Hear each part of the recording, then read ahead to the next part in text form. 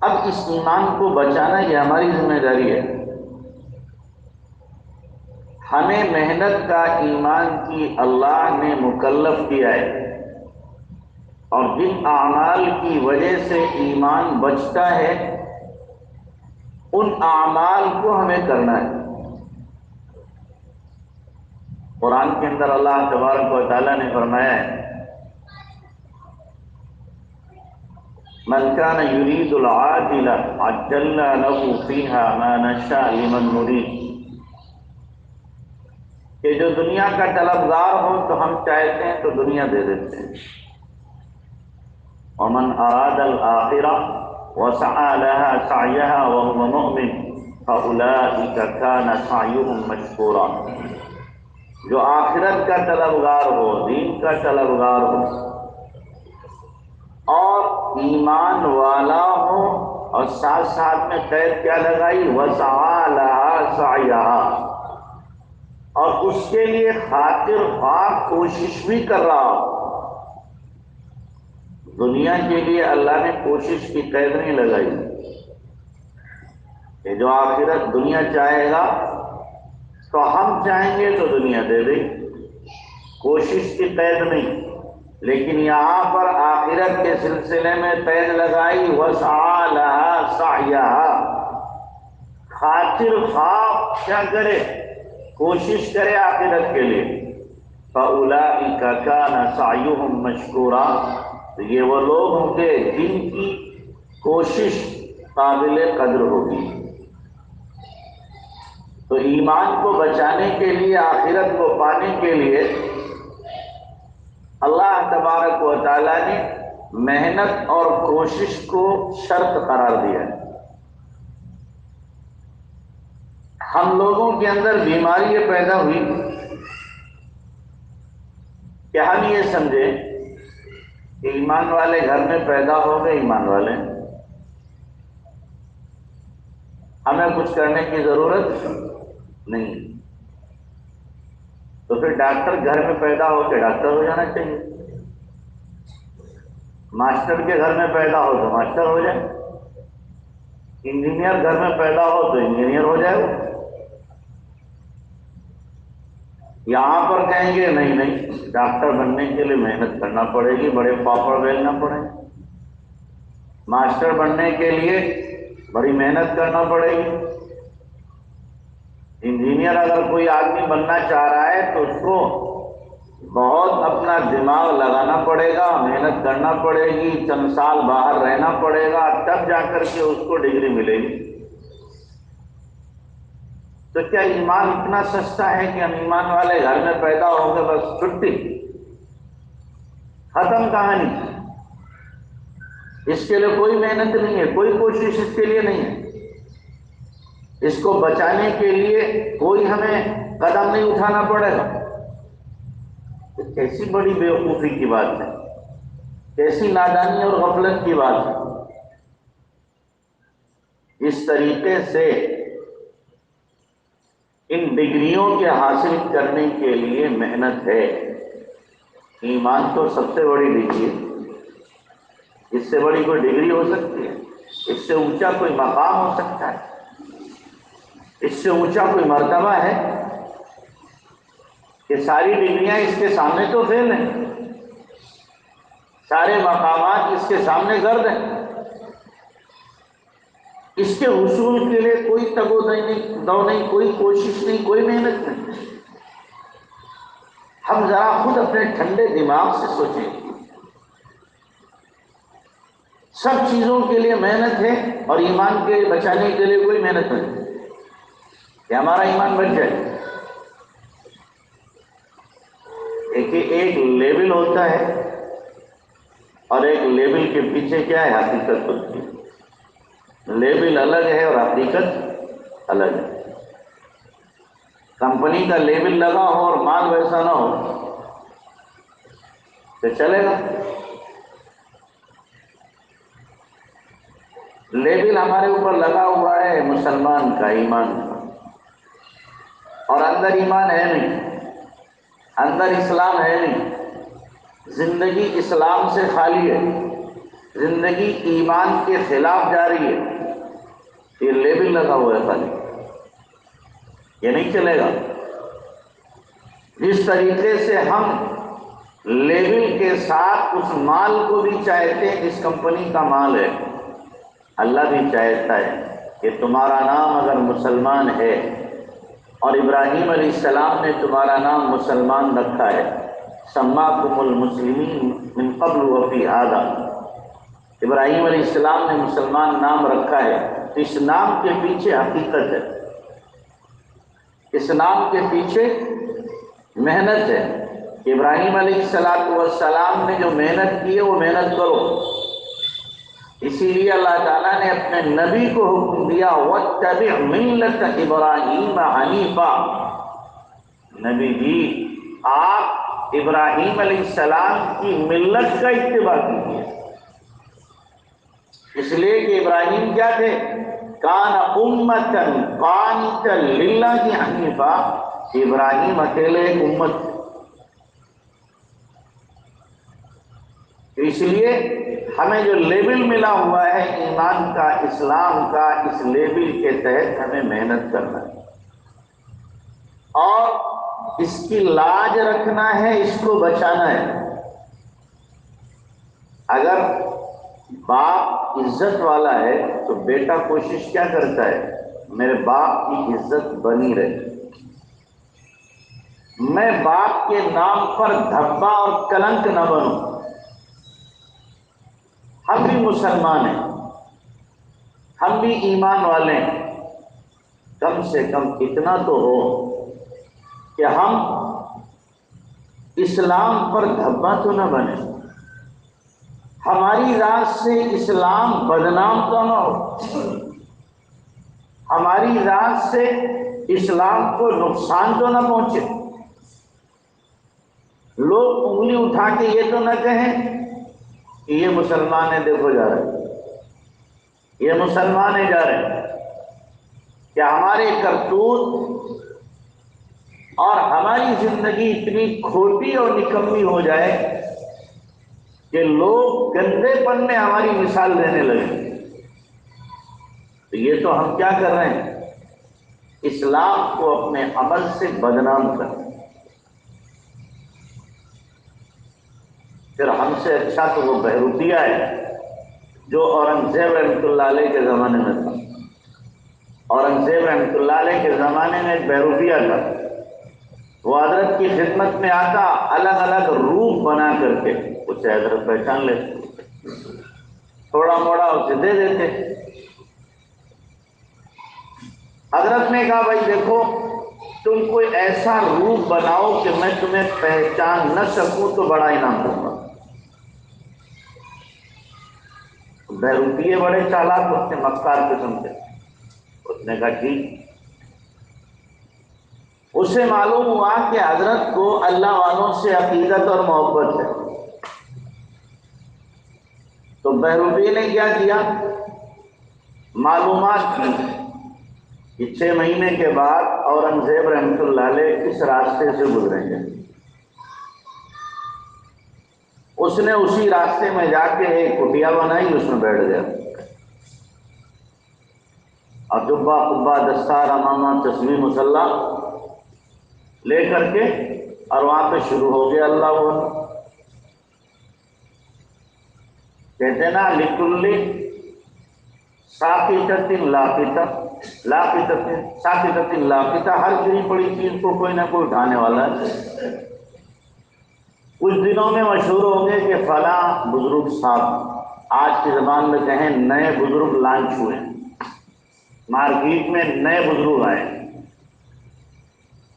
اب دھیرے دھیرے کیا ہے مشہور ہو گئے، لوگ جانے لگے، دعائیں کرانے لگے، زیارت کرنے لگے، شہرت ہو گئی اس علاقے میں کہ فلاں بزرگ ہیں، اس نے روپ بنا لیا بزرگوں والا۔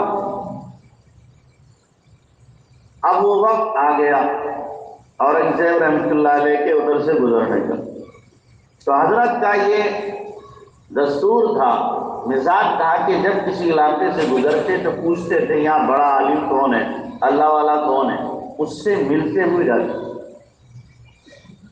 تو اب پوچھا تو لوگوں نے بتایا کہ ایک بزرگ ہیں بہت بڑے، کٹیا میں رہتے ہیں، ہر وقت اللہ اللہ کرتے ہیں، باہر نکلتے بھی نہیں، بہت لوگ عقیدت مند جاتے ہیں حضرت کی زیارت کے لیے، ملاقات کے لیے، دعاؤں کی گزارش کرتے ہیں جاتے ہیں۔ اچھا ٹھیک ہے، ہم بھی جاتے ہیں۔ اورنگزیب رحمۃ اللہ علیہ بھی پوچھے، اب اس نے اپنا روح بدل لیا تھا۔ اللہ نہ کرے مثال کی طرف میں ہوں، اللہ نہ کرے میں یہ نعوذ باللہ داڑھی منڈا دوں، پگڑی ہٹا دوں، کرتا پاجامہ ہٹا دوں، جینس پینٹ پہن کے داڑھی منڈا کے آپ کے پاس آ جاؤں، پہچان لیں گے؟ بڑا مشکل ہوگا پہچاننا آپ کے لیے، کون آ گیا؟ تو ایسے ہی اس نے کیا کیا، اللہ والوں کا لیا بنایا، پگڑی باندھ لی، جبہ پہن لیا، تصویر لے لی، داڑھی بڑھا لی، سب کچھ کر لیا، اور یہ پورا چینج ہو گیا۔ اورنگزیب رحمۃ اللہ علیہ جب پہنچے، دیکھا جاتے تو پہچانا نہیں، دعاؤں کی درخواست کی اور سونے کے توڑے پیش کیے کہ نذرانوں کو قبول کر لیجیے، اس نے اٹھا کے پھینک دیے اور کہا لے جاؤ اس ملعون دنیا کو، تم ہی اس دنیا کے کتے ہو گئے، ہٹاؤ اس میں۔ تو اورنگزیب کی تو عقیدت بڑھ گئی ہے، تو واقعی بڑا پہنچا ہوا ہے، ہدیہ نذرانہ بھی نہیں لے رہا۔ چنانچہ اورنگزیب رحمۃ اللہ علیہ چلے گئے، آگے سفر کیا، سفر سے واپس لوٹ کے آئے، 2 دن گزرے تو ایک بندہ کھڑا تھا، میں رکیا، السلام علیکم، جی حضرت پہچانا؟ کیا ہاں جی تم وہ بہروپی ہو؟ کیا آپ نے مجھے پہچان نہیں پایا تھا؟ کہاں؟ وہ جو بزرگ سے ملے تھے نا فلاں جگہ، جس نے سونا آپ کا لوٹا دیا تھا، وہ بندہ ہی تھا، لہذا آپ نے پہچانا نہیں اور وعدہ کیا تھا منہ مانگی کیا دیں گے آپ کو، قیمت دیں گے اور بڑا انعام دیں گے، لائیے۔ تو اورنگزیب رحمۃ اللہ علیہ نے انعام دیا اسے خاصا۔ وہ کہنے لگا جتنا آپ دے رہے ہو یہ اس سے کم ہے جتنا آپ میری خانقاہ میں مجھے دے رہے تھے، وہاں آپ زیادہ پیش کر رہے تھے، یہاں کم دے رہے ہو۔ تو کہا وہاں لے کے نہ لیا تو نے، یہاں تو اتنے ملے گا، وہاں لے لیتا جب میں دے رہا تھا۔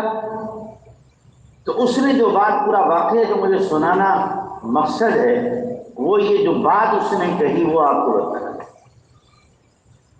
اس نے کہا حضرت میرے دل میں تو آ رہا تمہیں لے لوں، یہ نذرانہ رکھ لوں، میری نسلوں کو کافی ہو جائے گا، لیکن میں اس وقت اللہ والوں کی گدی پہ بیٹھا، میں نے روح اللہ والوں کا اپنا رکھا، میں اگر اس وقت میں آپ سے وہ سارا نذرانہ لے لیتا تو اللہ والوں کی گدی بدنام ہو جائے۔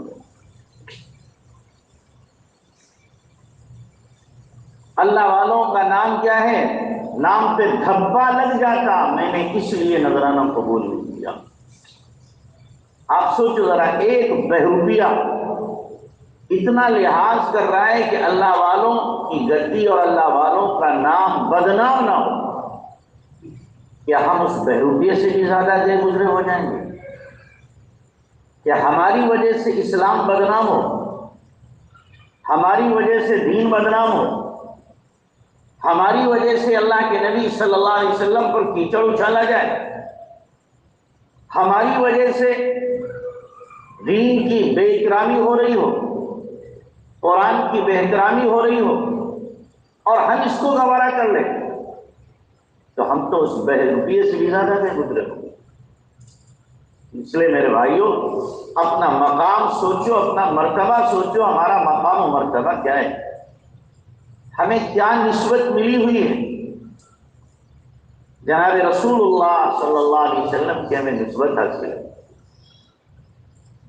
ہمیں اللہ تبارک و تعالیٰ نے قرآن جیسی عظیم الشان کتاب عطا فرمائی، ہمیں اللہ تبارک و تعالیٰ نے وہ دین دیا ہے جو ہر قسم کی کمی بیشی سے پاک، رہتی دنیا تک چیلنج کیا جا سکتا ہے کہ اس کا کوئی مقابلہ نہیں۔ وہ دین اللہ نے ہمیں دیا ہے، زندگی گزارنے کا وہ خوبصورت اور مبارک طریقہ جناب رسول اللہ صلی اللہ علیہ وسلم کا اللہ نے دیا ہے کہ اس سے زیادہ خوبصورت اور اس سے زیادہ اچھا طریقہ دنیا میں کوئی دے ہی نہیں سکتا، لیکن افسوس یہ ہے کہ وہی طریقہ ہماری زندگیوں سے نکلا ہوا ہے۔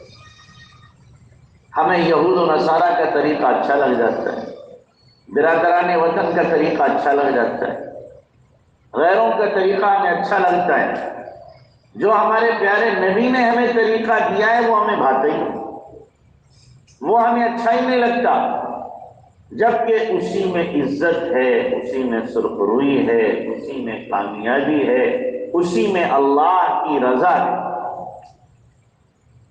لیکن ہم دنیا کی چمک دمک، اس کی بہاروں کو دیکھ کر کے نبی کے طریقے سے روگردانی کر لیتے ہیں، دین سے برگشتگی اختیار کر لیتے ہیں اور سمجھتے ہیں کہ ہمیں اس میں ہی عزت ملے گی، کامیابی ملے گی۔ یہ بہت بڑا ہمارا دھوکہ ہے، بہت بڑا دھوکہ ہے۔ ایک مسلمان کو یاد رکھیں، دنیا کے کسی بھی طریقے میں عزت نہیں مل سکتی، جب وہ دین پہ آئے گا تبھی عزت ملے گی۔ دین سے جتنا دور ہوگا اتنا ہی رسوا اور ذلیل ہوگا۔ آج جو چاروں طرف سے رسوائی اور ذلت اور دشمنوں کے حملے، یہ سب کچھ کیوں ہے؟ یہ سب کچھ کیوں ہے؟ ذرا ہم تھوڑی دیر کے لیے اپنے گریبان کو بھی جھانکیں، اپنے دل کو بھی، اپنے ضمیر کو بھی ملامت کریں ہم، یہ سب کیوں ہو رہا ہے؟ کہیں ایسا تو نہیں کہ میری کرتوتوں کی سزا مجھے دی جا رہی، میرے اعمال بد کا نتیجہ میرے اوپر ظاہر ہو رہا ہے؟ کہیں ایسا تو نہیں کہ میرا اللہ مجھ سے ناراض ہو گیا، اس ناراضگی کی وجہ سے اللہ تبارک و تعالیٰ نے دشمن کو میرے اوپر مسلط کر دیا ہے؟ سوچو اور غور کرو، اور جو نعمت ملی ہے میں ایمان کی اور دین کی، اس کی حفاظت کے بارے میں فکر مند رہو۔ یہ میرے ساتھ ایمان چلا جائے گا۔ میں دو چار اعمال آپ کو بتاتا ہوں جس کی وجہ سے ہمارا ایمان محفوظ رہے گا اور بچے گا۔ نماز پڑھو 9 بجے۔ پہلا عمل جو ہمارے بزرگوں نے بتایا ہے کہ آدمی اگر اپنی نگاہ کی حفاظت کرے تو ایمان محفوظ رہے گا۔ اس کی آپ کہو گے یہ تو اتنا بڑا گناہ نہیں، بڑا گناہ تو نہیں ہے، ذرا بچ کے دکھاؤ، بچ کے دکھاؤ۔ چھوٹا گناہ جب مسلسل کیا جائے تو وہ بڑا ہو جاتا ہے۔ ان الجبال من الحصى، پہاڑ کی کنکریوں سے مل کر کے ہی بنتے ہیں۔ چنگاری چھوٹی ہوتی ہے لیکن وہی کیا ہے، پورے کے پورے گھر کو خاکستر کرنے کے لیے کافی ہوتی ہے۔ ایسے ہی چھوٹا گناہ جب مسلسل کیا جاتا ہے تو وہ ایمان کو ختم کرنے کے لیے کافی ہو جاتا ہے۔ تو بظاہر ہم چھوٹا اسے سمجھتے ہیں، لیکن یہ بہت سے گناہوں کا پیش خیمہ بنتا ہے، بہت سے گناہوں کو وجود دیتا ہے۔ آج کل ہماری بہنیں، ہماری خواتین مرتد ہو رہی ہیں۔ کیوں ہو رہی ہیں؟ یہیں سے تو شروعات ہے، آنکھ سے تو شروعات۔ ابھی میں آ رہا تھا، ایک فون آیا میرے پاس میں، کہنے لگے 10-12 بچیاں مرتد ہو گئی، گاؤں کی بات کر رہا ہوں، ایک گاؤں، اور ان کو سرکاری اسپتال میں رکھا گیا ہے، ماں باپ سے ملنے بھی نہیں دیا جاتا۔ جو ان کے یار ہیں کافر، ان سے ہی ملنے دیا، ان سے ملنے دیا۔ اب صرف شہروں کا مسئلہ نہیں رہا، دیہاتوں میں بھی یہ وبا پھیل گئی، بلکہ یوں کہو پھیلائی جا رہی ہے منظم سازش کے تحت یہ سب کچھ ہو رہا ہے۔ لیکن ابتدا کہاں سے ہے؟ ابتدا اس جام سے۔ جب آنکھ بہکتی ہے تو دل بہکتا ہے، جب آنکھ بہکتی ہے تو دل بہکتا ہے۔ اسی لیے پیارے نبی صلی اللہ علیہ وسلم نے فرمایا ہے النظر سهم من سهام ابلیس مسموم من ترکہ مخافتی ابدلت ایمانا یجد حلاوتہ فی قلبہ، کہ نظر شیطان کے زہر کے بجھے ہوئے تیروں میں سے ایک تیر ہے۔ اللہ فرماتا ہے جو میرے خوف کی وجہ سے اپنی نگاہ کو بچا لیتا ہے، غلط جگہ پہ نہیں ڈالتا، تو میں اس کو دل میں وہ ایمان کی مٹھاس دیتا ہوں جسے وہ خود محسوس کرتا ہے۔ ایمان کی لذت اسے ملتی ہے اور اس لذت کا احساس اسے خود ہو جاتا ہے۔ اور جب ایمان کی لذت آدمی کو ملتی ہے تو گناہوں سے بچنا آسان ہو جاتا ہے۔ ایمان کی لذت جب آدمی کو ملتی ہے تو اطاعت کی طرف دوڑ دوڑ کر خود آتا ہے۔ عبادت کرنے کے لیے طبیعت اس کی آمادہ رہتی ہے، شہوتوں سے اپنے آپ کو بچاتا ہے، اللہ کی یاد میں دعا مانگنے میں اس کا دل لگتا ہے۔ تو بدنگاہی بظاہر چھوٹا گناہ لیکن رزلٹ کے اعتبار سے ایمان تک ختم کر دیتا ہے۔ ابن جوزی رحمۃ اللہ نے لکھا ہے کہ ایک مؤذن صاحب اذان دینے چھت پہ گئے۔ پہلے زمانے میں مائک نہیں ہوتے تھے، چھت پر میزانے ہوتے تھے۔ وہاں اذان دینے گئے تو مسجد کے پڑوس میں عیسائی مکان تھا، وہاں پر چھت پہ لڑکی آئی ہوئی تھی عیسائی، ان کی نظر پڑ گئی، اور جب نظر انہوں نے ڈالی تو دل بدلا۔ اب بات کی انہوں نے کہ میرا تیرے اوپر دل آ گیا ہے، میں تجھ سے نکاح کروں گا، شادی کروں گا۔ اس نے کہا میں عیسائی تو مسلمان، کیسے ہو سکتا ہے کہ میں عیسائی ہو رہا ہوں؟ کہ ٹھیک ہے تم عیسائی ہوتے ہو تو آ کر میرے گھر والوں سے بات کرو۔ چھت پہ تھا، عیسائیت وہیں پر قبول کر لی، اسلام سے کر گیا۔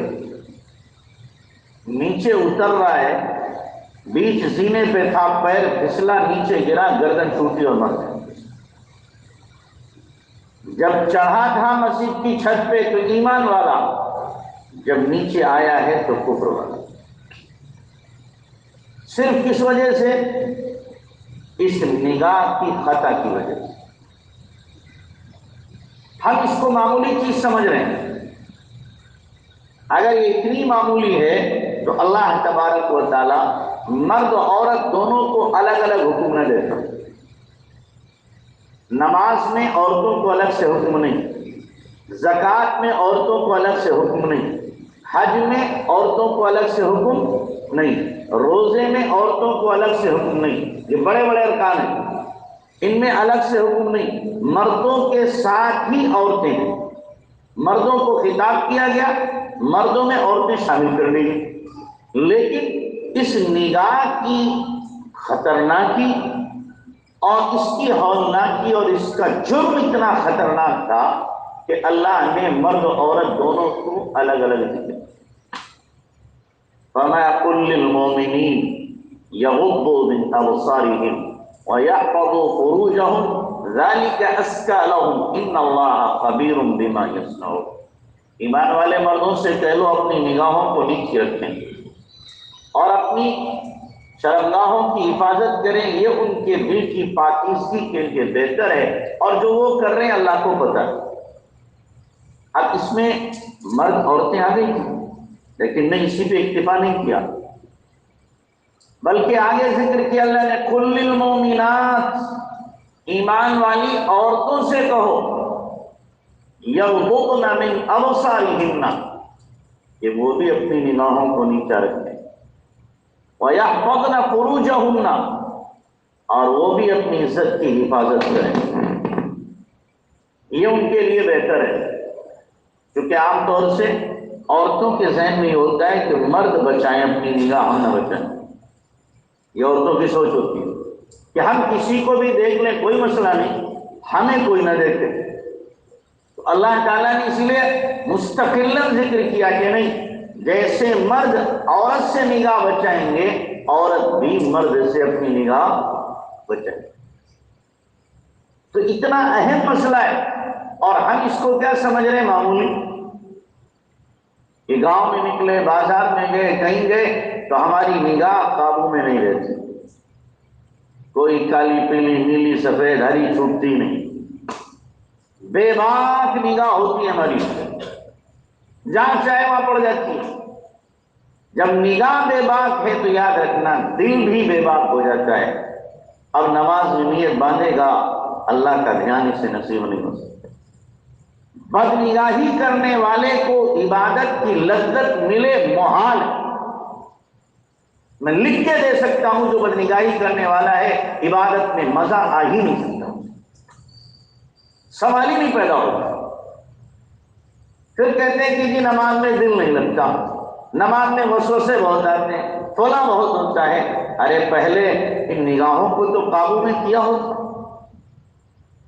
جب یہ نظریں قابو میں نہیں ہیں تو عبادت میں لذت کہاں سے لگے گی؟ تلاوت میں اب مزہ نہیں آئے گا، ذکر کرنے میں مزہ نہیں آئے گا، دعا کرنے میں مزہ نہیں آئے گا۔ کیوں؟ اس لیے کہ نگاہ بے قابو ہو چکی ہے۔ تو ایمان کی حفاظت کے لیے نگاہ کا قابو میں رکھنا ضروری ہے، نگاہ کا قابو میں رکھنا، ورنہ ایمان ضائع ہو سکتا ہے۔ جنید بغدادی رحمۃ اللہ علیہ کے ساتھ ایک جوان جا رہا ہے، تو ایک خوبصورت بچے کو دیکھا، 10-11 سال کا تھا، اور کہنے لگا کتنا حسین لڑکا ہے۔ جنید بغدادی رحمۃ اللہ نے فرمایا تم نے شہوت کی نظر ڈالی ہے، توبہ کر۔ کہ نہیں میں تو ایسے ہی کہہ رہا ہوں۔ کہ نہیں، توبہ کر۔ توبہ نہیں کی، نتیجہ کیا ہوا کہ 20 سال کے بعد پورا قرآن بھول گیا، پورا قرآن بھول گیا۔ اللہ کبھی تو نقص سزا دیتا ہے اور کبھی ادھار سزا دیتا ہے۔ گناہ جوانی میں کرتا ہے، سزا بڑھاپے میں ملتی ہے، اور کبھی کبھی یہ بہت بڑی خیر ہوتی ہے بندے کے ساتھ، ادھر گناہ کیا ادھر تھپڑ پڑا تو آدمی سمجھ جاتا اچھا فلاں گناہ کیا تھا اس وجہ سے ہوا۔ یہ اللہ کی محبت کی بات ہے۔ اور گناہ جوانی میں، سزا بڑھاپے میں۔ اب آدمی سوچتا ہے میں تو بڑا نیک ہوں، نماز پڑھ رہا، تلاوت کر رہا، فلاں کر رہا، فلاں کر رہا، یہ وبا آئی کیسے، مصیبت آئی کیسے، یہ سزا کہاں سے ملی؟ ہاں یہ تاخیر کی ہے، تم نے جوانی میں گناہ کیا تھا، بڑھاپے میں میں نے سزا دی۔ اس لیے طے کرو کہ انشاءاللہ ہمیں اپنی نگاہ کو بچانا، اور مشکل نہیں ہے، بس جی پر لینے کی بات ہے، ٹھاننے کی بات ہے۔ آپ ٹھان لو گے آسان سے۔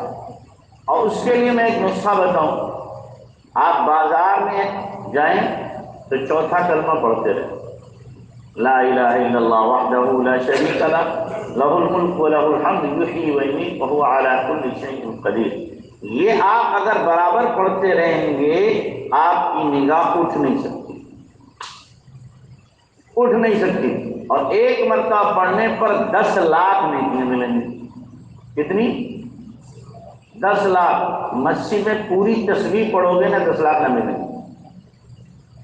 بازار میں ایک بار پڑھو گے 10 لاکھ ملیں گے، اور جنت میں محل بنے گا۔ ایسا کیوں ہے کہ بازار غفلت کی جگہ ہے، وہاں پر اگر کوئی اللہ کا ذکر کر رہا ہے، فرمایا وہ ایسا ہے جیسے جہاد میں اس کے سارے ساتھی بھاگ جائیں اور اکیلا دشمنوں سے مقابلہ کر رہا ہو۔ تو چوتھا کلمہ اگر بازار میں پڑھ رہے ہیں تو انشاءاللہ آپ کی نگاہ کیا رہے گی؟ محفوظ رہے گی۔ اور جب کوئی اچھی صورت مورت نظر آئے تو اس کا انجام سوچ لیا کرو کیا ہوگا۔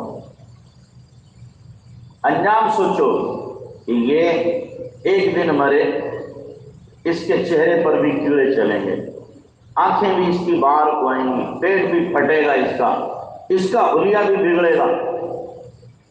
4 دن کی چاندنی ہے، اس کے بعد پھر کیا ہے؟ یہ بھی مٹی میں مل کر کے برباد، ختم۔ میں ذرا دیر کی لذت کے لیے اپنے اللہ کو ناراض کروں؟ اچھا، جو لوگ کہتے ہیں کہ جی میں قابو نہیں پاتا اپنے اوپر، جب کوئی صورت مورت دکھتی ہے میں بے قابو ہو جاتا ہوں۔ حکیم اختر صاحب رحمۃ اللہ نے بڑی اچھی بات فرمائی یہ جھوٹ ہے، قابو اس کو ہوتا ہے، قابو کرتا ہے۔ اور پھر مثال لے کے فرمایا کسی نوجوان کے سامنے آپ مس یونیورس کھڑی کر دو، حسینہ کائنات کھڑی کر دی سامنے، ادھر یہاں جوان کھڑا ہے، یہ وہ حسینہ کھڑی ہے، پیچھے سے ایک آدمی نے ریوالور لگا دیا آپ کے یہاں اور کہا اگر اس کی طرف نگاہ اٹھائی تو گولی پار ہو جائے گی۔ بولو دیکھے گا؟ اس کی ماں نے دودھ پلایا، دیکھ لے گا؟ ہاں دیکھے گا؟ اب نگاہ کیسے قابو میں آ گئی اس کی کہ اگر دیکھے تو جان جائے گی۔ کیا جائے گی؟ جان جائے گی۔ ارے یہ بھی تو سوچ لیا کرو کہ یہ بدنگاہی ہو سکتا ہے میرا ایمان لے جائے، یہ بھی تو ممکن ہے اس بدنگاہی کی وجہ سے میرا ایمان چلا جائے، یہ بھی تو ممکن ہے اس بدنگاہی کی وجہ سے میرا اللہ مجھ سے ہمیشہ کے لیے ناراض ہو جائے، یہ بھی تو غور کیا کرو۔ انہی نگاہوں سے مجھے کیا ہے؟ اللہ کے نبی کو دیکھنا ہے، انہی نگاہوں سے مجھے اللہ کو دیکھنا ہے، ان کو میں گندا کروں، انہی نگاہوں سے میں قرآن کو پڑھتا ہوں اور یہی نگاہیں میں کسی نامحرم پر ڈالوں؟ بڑا بے غیرت ہوں میں، بڑا بے غیرت ہوں میں کہ اپنی نگاہ کو قابو میں نہیں کر رہا۔ اس لیے طے کرو کہ انشاءاللہ ہمیں بچنا ہے اور مشکل کام نہیں۔ ایک مرتبہ بمبئی میں گیا، مولانا منیر کے پاس میں ایک جوان آیا، کہنے لگا 2 مہینے سے کوئی بدنگاہی نہیں ہوئی۔ بمبئی جیسے شہر میں کیا کہہ رہا ہے؟ 2 مہینے سے میں نے کسی غیر محرم پر نظر ڈالی ہی نہیں، جبکہ بمبئی شہر کیا ہے؟ ساری دنیا کے اندر بے حیائی کا سپلائر ہے، وہاں دعات شر ہے، چاروں طرف سے ننگا پن ہے، لیکن اس ماحول میں بھی ایک جوان نے ٹھان لیا تو اپنے آپ کو کیا کیا؟ بچا لیا۔ اس لیے آپ بھی اگر ٹھان لو گے تو بچ جاؤ گے اور پھر عبادت میں لذت آپ کو مل جائے گی۔ کرو گے نا کوشش انشاءاللہ؟ ایک عمل تو یہ ہے اپنے ایمان کی حفاظت۔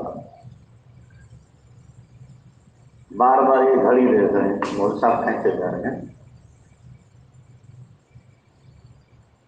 پریشان نہ ہو، لمبا نہیں۔ دوسرا عمل جو ہمارے ایمان کی حفاظت کا ذریعہ ہے، جس سے ہمارا ایمان کیا ہوگا؟ محفوظ رہے گا، وہ ہے لا الہ الا اللہ کی کثرت۔ ہم کثرت سے یہ کلمہ پڑھیں، جتنا ہو سکے اتنا پڑھیں، اتنا پڑھیں کہ مرتے وقت کسی کو کہنے کی ضرورت نہ پڑے کہ کلمہ پڑھو، خود ہماری زبان سے نکلے، زبان ہماری اس کلمے سے مانوس ہو جائے۔ ایک اللہ والے کا آپریشن کیا جا رہا ہے، بے ہوش کیا گیا انہیں، اس بے ہوشی کی حالت میں بھی ان کی زبان پر کلمہ جاری تھا، لا الہ الا اللہ، لا الہ الا اللہ، لا الہ۔ ڈاکٹر پریشان کے تو ہوش، ان کے شاگردوں نے، ان کے مریدوں نے بتایا کہ ہوش میں نہیں، بے ہوشی میں، لیکن چونکہ زبان سے ہر وقت اس کلمے کو جاری رکھتے تھے تو زبان کیا ہو گئی؟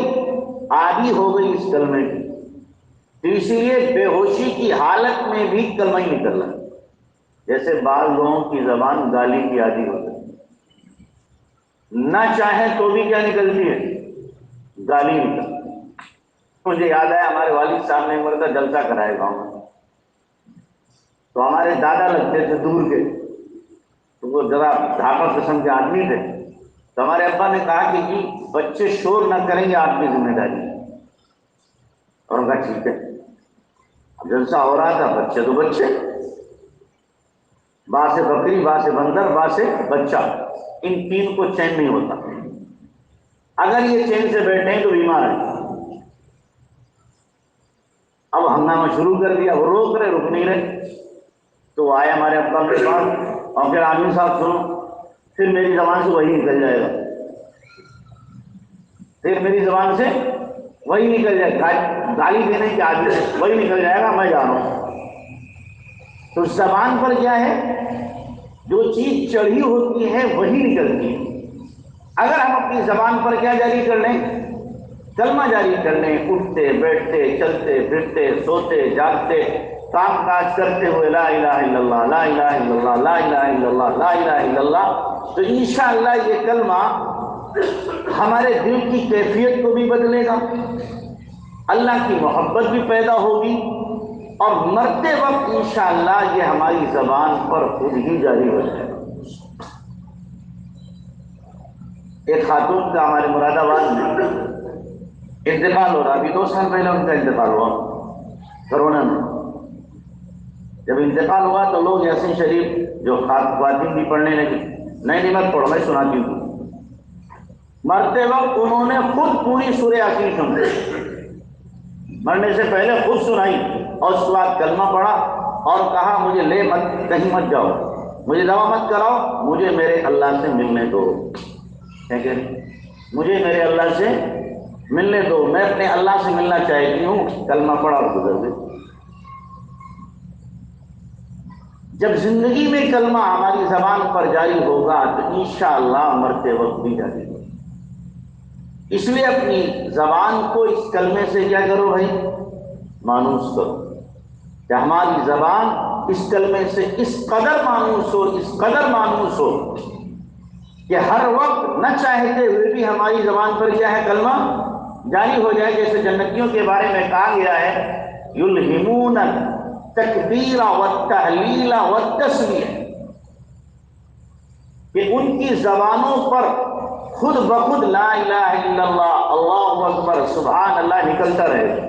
جیسے سانس خود بخود آ رہی، یا اسی طریقے سے ان کی زبان پر یہ کلمات جاری رہے۔ اللہ کرے ہماری بھی سانس کے ساتھ اللہ کا ذکر کیا رہے؟ جاری رہے۔ سانس آنے میں ہم سوچتے ہیں ایک سانس آئے پھر دوسرا اندر کو نکالیں، ہم باہر کو لیں، سوچتے کبھی؟ خود بخود آ رہا ہے۔ ایسے ہی خود بخود کیا ہے؟ ہماری زبان پر کلمہ جاری ہو، ہمارے دل پر اللہ کی یاد جاری ہو۔ یہ چیز اگر نصیب ہو جائے گی تو آدمی گناہوں سے خود بخود رک جائے گا، خود بخود رکے گا، پھر اللہ کی محبت دل میں آ جائے گی اور غیر اللہ کی محبت دل سے نکل جائے گی، رخصت ہو جائے گی۔ کرو گے نا انشاءاللہ؟ کتنی مرتبہ وہاں پڑھو گے؟ کیوں بھائی؟ کتنی مرتبہ پڑھو گے؟ کم سے کم بیٹھ کر کے صبح شام 3 تصویر پڑھ لیا، بیٹھ کر کے صبح شام 3 تصویر، اور چلتے پھرتے جتنا چاہو پڑھ لو، جتنا چاہو پڑھو۔ 3 تصویر کلمے کی پڑھ لو، استغفار کی پڑھو، درود شریف کی پڑھو۔ اس کی پابندی کرو گے تو دھیرے دھیرے خود بخود آپ کی طبیعت میں اللہ تبارک و تعالیٰ عبادت کا ذوق اور اس کی لذت پیدا کرے گا، گناہوں کی گھن آپ کو ہو جائے گی۔ جیسے پیخانے کا نام لیتے کیا کہ گھن ہوتی کہ نہیں ہوتی؟ کیا نام لے دیا گندا، گھن محسوس ہوتی ہے، ایسے ہی گناہوں سے گھن ہو جائے گی، نفرت ہو جائے گی۔ نہ گناہوں کا تذکرہ اور نہ گناہوں کے قریب آدمی جائے گا، نہ اس کے دماغ کی سوچ اور فکر گناہوں والی ہوگی، سب ختم ہو جائے گی اگر ان چیزوں کی آدمی کیا کر لے؟ پابندی کر لے۔ تو کثرت سے ہمیں کیا کرنا ہے بھائی؟ ذکر کرنا ہے، لا الہ الا اللہ کا کثرت سے ذکر کرنا ہے، تو ہمارا اس سے کیا رہے گا بھائی؟ ایمان محفوظ رہے گا۔ اسی طریقے سے ایک عمل یہ ہے کہ جب اذان ہوتی ہے اس وقت میں بالکل خاموش، اذان کا جواب۔ حضرت مولانا احمد لاہوری رحمۃ اللہ علیہ فرماتے تھے کہ جو اذان کے وقت میں دنیا کی باتیں کرتا ہے خطرہ ہے کہ کہیں کفر پر اس کی موت نہ آئے۔ اس لیے اذان کے وقت میں دنیا کی باتیں نہیں کرنا، غور سے کلمات کو سننا اور پھر اس کا کیا دینا؟ جواب دینا۔ زبیدہ خاتون کے بارے میں آتا ہے جب اس کا انتقال ہوا تو کسی نے دیکھا جنت میں پہنچ گئی، پوچھا بھائی کیا عمل اللہ کو پسند آیا؟ کہ جی اللہ نے میری مغفرت کر دی، جنت کا فیصلہ کیا۔ آپ نے تو کام ہی ایسے کیے تھے، نہر زبیدہ کھدوائی تھی عراق سے لے کر کے عرفات تک، لاکھوں کروڑوں لوگوں نے پانی پیا، کروڑوں جانوروں نے پانی پیا، کتنے لوگوں نے وضو کیا، نماز پڑھی۔ کہا یہ کوئی عمل پسند نہیں آیا، یہ کوئی عمل پسند نہیں آیا۔ اس کے محل میں ہر وقت قرآن کی تلاوت ہوتی تھی، 200 حافظ عورتیں محل میں رہتی تھی، اس ٹائم 50 تلاوت کرتی تھی 2 گھنٹے، وہ تھک گئی، دوسری 50 آ گئی، وہ تھک گئی، تیسری۔ اس طریقے سے پورا اس کا محل گویا کہ قرآن کا کیا تھا؟ مدرسہ تھا، مکتب۔ تو کہا یہ کوئی عمل اللہ کو نہیں بھایا، پھر کون سا بھایا؟ ایک مرتبہ میں کھانا کھانے بیٹھی، اذان ہونے لگی تو میں نے دیکھا میرے سر کا دوپٹہ سرکا ہوا ہے۔ میں نے اللہ کے نام کی عظمت کی وجہ سے اپنے سر کو ڈھک لیا، اللہ نے اس بات پر میری مغفرت کی۔ عمل معمولی ہے لیکن دل میں اللہ کی عظمت، تو اس لیے جب اذان ہوا کرے تو اذان کا جواب دیں، اس سے ایمان کی سلامتی انشاءاللہ رہے۔ اور ایک عمل جس کو ہم لوگ عام طور سے ترک کرتے ہیں، وہ عمل یہ ہے کہ مسواک نہیں کرتے۔ ابن قیم رحمۃ اللہ علیہ نے مسواک کے 100 سے زیادہ فوائد گنائے، 100 سے زیادہ۔ حضرت شیخ رحمۃ اللہ نے فضائل اعمال میں لکھا ہے کہ مسواک کے فوائد میں سے ایک اہم فائدہ یہ ہے کہ مرتے وقت کلمہ نصیب ہوتا ہے۔ مرتے وقت کیا نصیب ہوتا ہے؟ کلمہ نصیب ہوتا ہے۔ لیکن ہم لوگ کیا ہے سمجھتے ہیں یہ تو دقیانوس لوگوں کا کام ہے، قدامت پسند۔ اللہ کے نبی کے زمانے میں برش نہیں تھا اس لیے مسواک کی جاتی، اب برش ہو گیا تو مسواک کی ضرورت پڑ گئی۔ اللہ کے نبی کے زمانے میں لکڑی رگڑتے تھے، اب کیا ضرورت ہے رگڑی کے؟ تو شاندار برش آ رہے ہیں اور شاندار پیسٹ آ رہے ہیں، منہ ہی تو صاف کرنا، صاف ہو جائے۔ منہ، 2 چیزیں الگ سنت ہیں، منہ کی صفائی الگ سنت ہے اور لکڑی سے مسواک کرنا الگ سنت۔ آپ برش سے کریں گے منہ کی صفائی ہو جائے گی، ایک سنت ادا ہوگی، لیکن لکڑی کی سنت ادا نہیں ہوگی۔ تو اس لیے صبح میں آپ برش کر لیں، سنت کے لیے مسواک بھی کر لیں، پھر ہر نماز کے وقت میں کیا کریں؟ مسواک کریں۔ اللہ کے نبی صلی اللہ علیہ وسلم نے حدیث میں فرمایا کہ مجھے یوصینی جبرائیل بالسواک حتی خشیت ان اخفی فی مقدم فی، مجھے جبرائیل امین مسواک کی اتنی تاکید کرتے رہے، اتنی تاکید کرتے رہے، مجھے ڈر لگنے لگا کہ میرا اگلا حصہ مسوڑے کا چھل ہی جائے گا، اتنی تاکید کی۔ آپ نے فرمایا لولا خشیت علی امتی لامرتهم بالسواک عند کل وضوء، اگر مجھے اپنی امت پر خطرہ نہ ہوتا تو میں ہر وضو کے وقت میں مسواک کا حکم دیتا، ہر نماز کے وقت نہیں، ہر وضو، جب بھی وضو کرے تو مسواک کے ساتھ کرے۔ تو اس لیے مسواک کا یہ اہم ترین فائدہ ہے کہ مرتے وقت آدمی کو کیا نصیب ہوگا؟ کلمہ نصیب ہوگا. تو کرو گے نا؟ کس کس کے پاس مسواک ہے ابھی؟ ذرا ہاتھ اٹھائیے. گنتی کے لوگ. باقی لوگ ضرورت نہیں ایمان پہ مرنے کی. کیوں میں ضرورت ہے کہ نہیں ہے؟ اس لیے کل سے طے کرو کہ جس طریقے سے موبائل جیب میں رہتا ہے، پرس جیب میں رہتی ہے، اور بہت سارے سامان جیب میں رہتے ہیں، مسواک بھی قائم رہے گی، جیب میں رہے گی. کہیں بھی جائیں گے تو مسواک سے نماز پڑھیں گے، اور پھر مسواک سے جو نماز پڑھی جائے 70 گنا فضیلت اس کی بغیر مسواک والی نماز کے مقابلے. آپ کو کوئی کمپنی 70 روپیہ دے 1 منٹ کے، دوسری کمپنی 1 روپیہ دے، تو کہاں جاؤ؟ بولو. 70 والی میں جائے گا کہ نہیں جائے گا؟ یہاں بھی تو اللہ کے نبی کہہ رہے ہیں کہ مسواک سے نماز پڑھو گے تو 70 نمازوں کا فائدہ، بغیر مسواک کے پڑھو گے 1 نماز. تو ہمیں بھی چاہیے کہ ہم فضائل میں آگے بڑھنے کی کوشش کریں، اپنے اعمال کا بھاؤ زیادہ سے زیادہ ہم بڑھانے کی کوشش کریں. یہ اعمال کے بھاؤ کو بڑھانے والی چیزیں کرو گے نا انشاءاللہ. کل سے مسواک کرو گے. برش کو منع نہیں کر رہا، آپ کہو گے مولوی حرام کر گیا، میں منع نہیں کر رہا. برش کرو لیکن مسواک کو نہ چھوڑو. اور ایک بات بس صرف کر کے بات ختم کرتا ہوں، جو میں نے شروع میں کہی تھی کہ اپنے ایمان پر خاتمے کے لیے اللہ سے دعائیں مانگتے رہو. کیا مانگتے رہو؟ دعا مانگتے رہو، ڈرتے رہو اللہ تعالیٰ سے. کہیں ایسا نہ ہو کہ آخر وقت میں شیطان کی کوششوں سے ہمارا ایمان چل جائے. مانگتے رہو اللہ تعالیٰ سے. اللہ تبارک و تعالیٰ انشاءاللہ جو مانگتا رہتا ہے کبھی نہ کبھی تو اللہ دے گا. دروازہ کھٹکھٹاتا رہے، کبھی تو کھولا جائے گا. ہم بار بار اللہ سے مانگیں گے. اللہ کہے گا بہت مانگ لیا، چلو دے دی. ہمارا کام بن جائے. کریں گے نا انشاءاللہ. اللہ ہم سب کو عمل کی توفیق.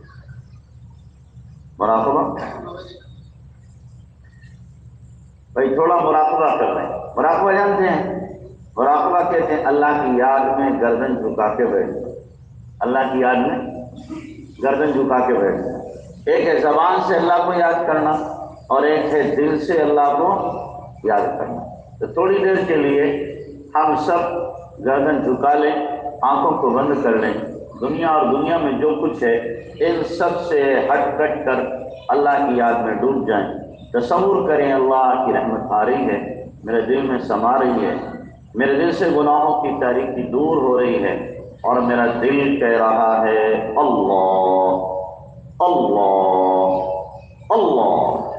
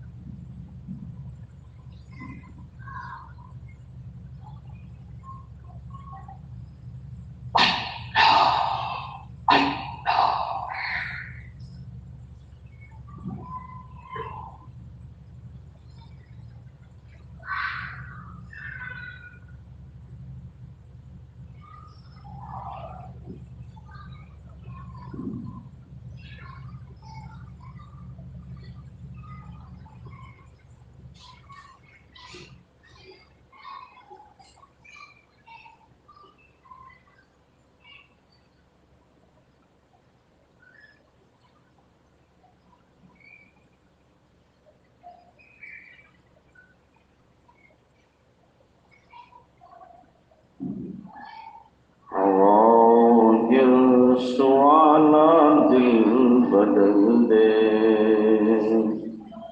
میرا غفلت میں ڈوبا دل بدل دے،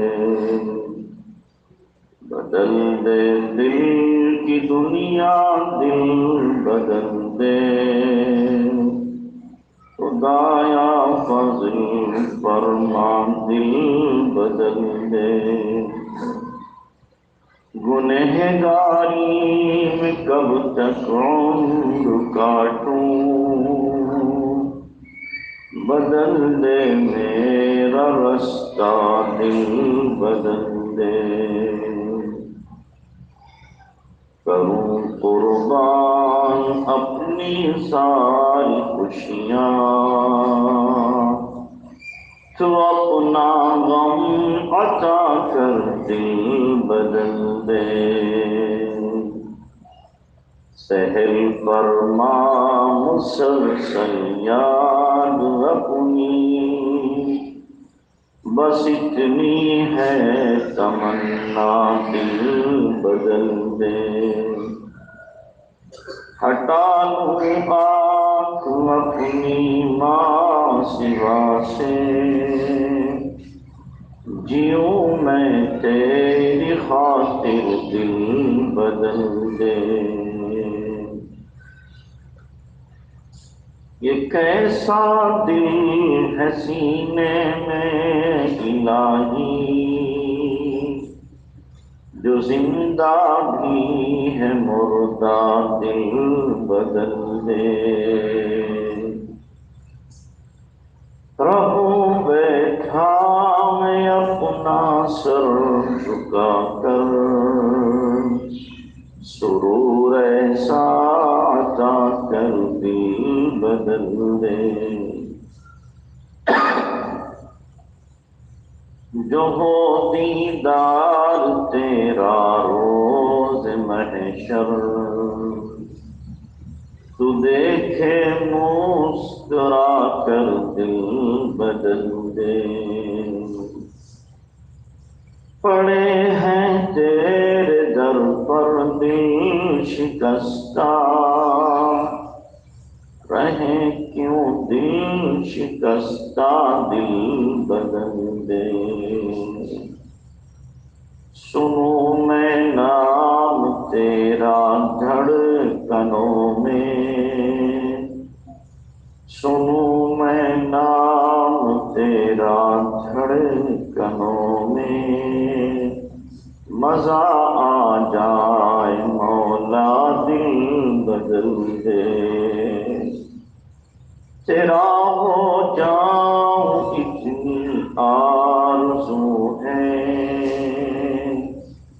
بنا لے اپنا بندہ دل بدل دے، میری فریاد سن لے میرے مولا، الہی رحم فرما دل بدل دے، اللہ اللہ۔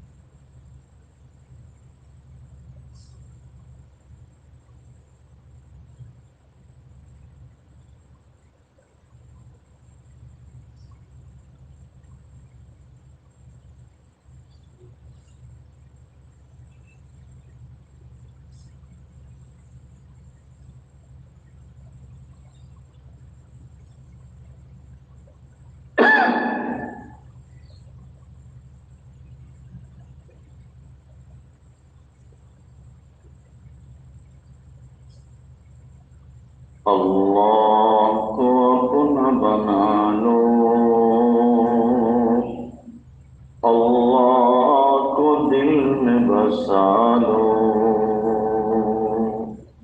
اللہ سے لو لگا لو، اپنے روٹھے ہوئے رب کو منا لو،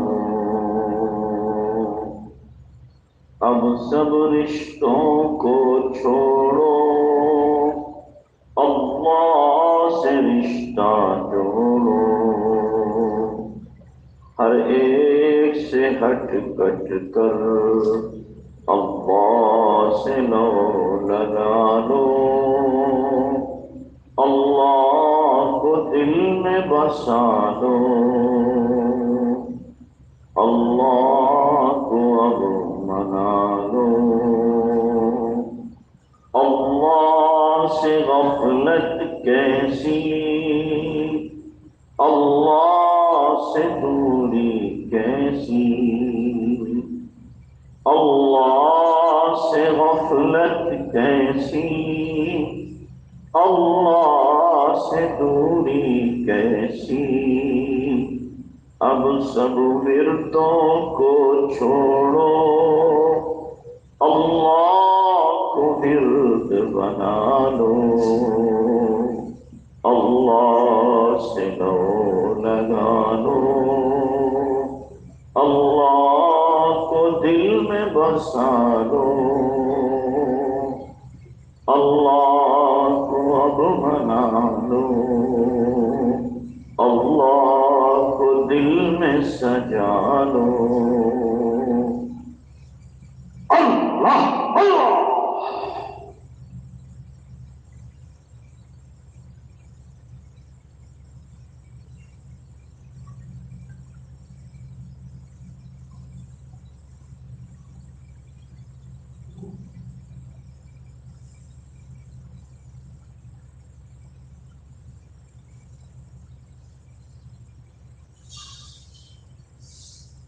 لا الہ الا اللہ۔ دعا یا ربی یا ربی یا رب، سبحان ربی الاعلی العلی الوہاب، یا رب لك الحمد كما ينبغي لجلال